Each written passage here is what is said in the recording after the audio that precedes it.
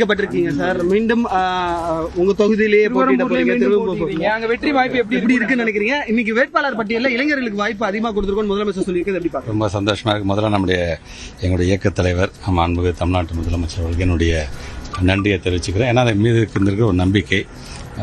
First time நிற்கும்போது ஏறத்தாழ 16,955 வாக்கு வித்தியாசம், ரெண்டாவது முறை 49,697 வாக்குகள் வித்தியாசம். இந்த முறை அதையும் தாண்டி வெற்றி பெறும். காரணம் எங்களுடைய தலைவர் நம்முடைய முதலமைச்சர் செய்திருக்கின்ற சாதனை திட்டங்கள் ஒவ்வொரு வீட்டுக்கும் போய் சேர்ந்துருக்குது அப்படிங்கிறத நாங்கள் நம்புகிறோம். கண்டிப்பாக அது தேர்தல் ரிசல்ட்லேயும் அது பிரதிபலிக்கும் என்கிற நம்பிக்கை. இளைஞர்களுக்கு அதிகமாக வாய்ப்புகள் நம்முடைய தமிழ்நாட்டு முதலமைச்சர் இன்னைக்கு வழங்கியிருக்காரு.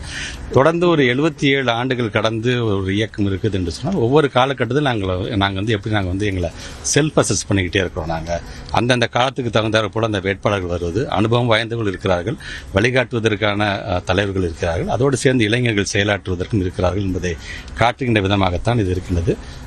திராவிட மாடல் 2.0 இன்னும் ஒரு 30 நாட்களோட இடைவெளியில் அது தொடர் இருக்கின்றது. திராவிட முன்னேற்ற கழக கூட்டணியோடைய அந்த வெற்றி என்பது ஒட்டுமொத்த நாடே திரும்பி பார்க்கின்ற வெற்றியாக இது அமையும்.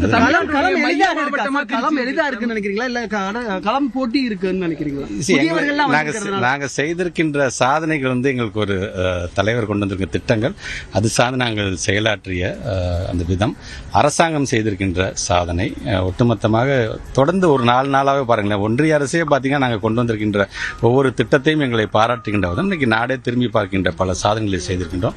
அதனால் அது எங்களுக்கு மிகப்பெரிய ஒரு பலமாக இருக்கும். குறிப்பாக எங்களுடைய கூட்டணி பலம், தோழமை கட்சியை சார்ந்திருக்கின்ற இந்த கூட்டணி பலம் இந்த முறை இன்னும் அதிகப்படியான வாக்கு வித்தியாசத்தில் ஒவ்வொருவரும் வெற்றி பெறுவார்கள் என்பதை நிரூபிக்கிறது. திருச்சி மைய பகுதியா இருக்கு தமிழ்நாட்டுக்கு, எப்படி இருக்கும்னு நினைக்கிறீங்க? அந்த மாவட்டத்தில் பொதுவாக திருச்சி மாவட்டம் என்ன டிசைட் பண்ணுது, ஏன்னா ஆல்மோஸ்ட் மைய பகுதி நீங்க சொல்றதுனால நிறைய பேர் அங்கே குடியிருந்ததாக இருந்துச்சு, நிறைய பேர் அங்கே வேலை பார்த்துட்டு போறதா இருந்துச்சு, நிறைய பேர் அங்கே இருக்கின்ற தொழில் சார்ந்து வந்துட்டு போறதும் பார்த்தீங்கன்னா அங்கே என்ன பேசப்படுகிறதோ அதுதான் ஒட்டுமொத்தமாக தமிழ்நாடு முழுவதும் பிரதிபலிக்கும் அப்படிங்கிறத நாங்கள் கண்கூடாக நாங்கள் பார்க்கணும். காரணம் உங்களுக்கே தெரியும், ஏன் திருச்சியில் ஒரு மாநாடு வந்தால் அது ஒரு திருப்புமுனை மாநாடுன்னு சொல்லும் பொழுது அந்த மாநாட்டுடைய வெற்றியிலேருந்து தொடர்ந்து நாம் பார்த்தோம்னு சொன்னால் இன்றைக்கு அங்கே இருக்கின்ற அந்த 9 தொகுதியும் ஏற்கனவே நாங்கள் 9க்கு 9 நாங்கள் எப்படி வெற்றி பெற்றிருக்கின்றோமோ இந்த முறை 9க்கு 9 மட்டுமல்லாமல் ஒட்டுமொத்தமாக டெல்டா மாவட்டத்தில் இருக்கின்ற 41 தொகுதிகளையும் நாங்கள் வெல்வோம்.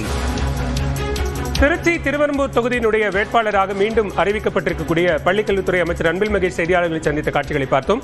திமுகவினுடைய வேட்பாளர் பட்டியல் அறிவிக்கப்பட்டிருக்கக்கூடிய நிலையில் மற்ற திமுகவின் கூட்டணி கட்சிகள் போட்டியிடக்கூடிய தொகுதிகளின் விவரங்களும் அறிவிக்கப்பட்டிருக்கக்கூடிய நிலையில் நேரடியாக எந்தெந்த இடங்களில் யார் யாருக்கான எந்தெந்த தொகுதிகளில் யார் எந்தெந்த கட்சிகளுக்கு இடையிலான போட்டி என்கிற விவரங்களையும் நாம் பார்த்துக் கொண்டிருக்கிறோம்.